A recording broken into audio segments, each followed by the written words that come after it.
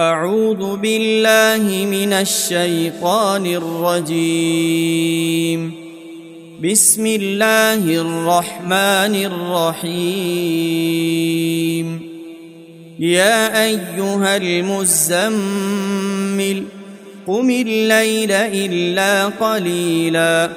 نصفه أو انقص منه قليلا أو زد عليه ورتل القرآن ترتيلا إنا سنلقي عليك قولا ثقيلا إن ناشئة الليل هي أشد وطئا وأقوم قيلا إن لك في النهار سبحا طويلا واذكر اسم ربك وتبتل إليه تبتيلا رب المشرق والمغرب لا إله إلا هو فاتخذه وكيلا واصبر على ما يقولون واهجرهم هجرا جميلا وذرني والمكذبين أولي النعمة ومهلهم قليلا إن لدينا أنكالا وجحيما وطعاما ذا غصة وعذابا أليما يوم ترجف الأرض والجبال وكانت الجبال كثيبا مهيلا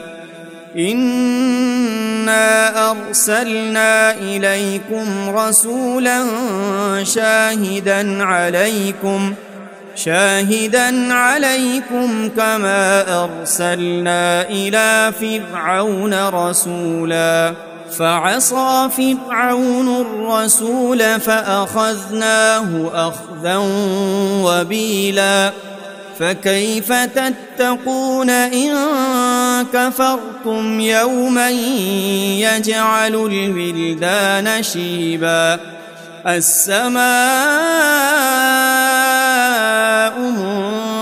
منفطر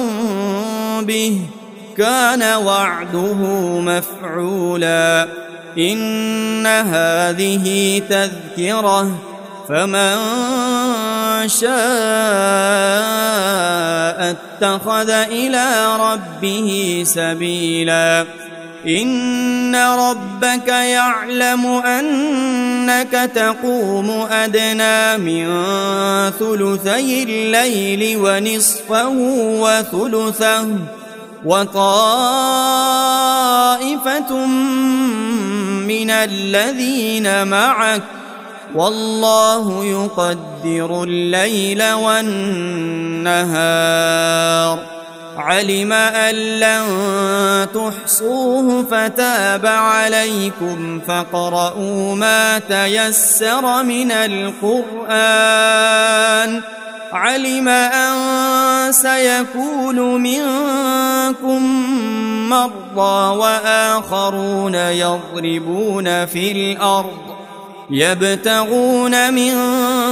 فضل الله وآخرون يقاتلون في سبيل الله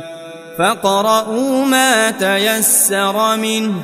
وأقيموا الصلاة وآتوا الزكاة وأقرضوا الله قرضا حسنا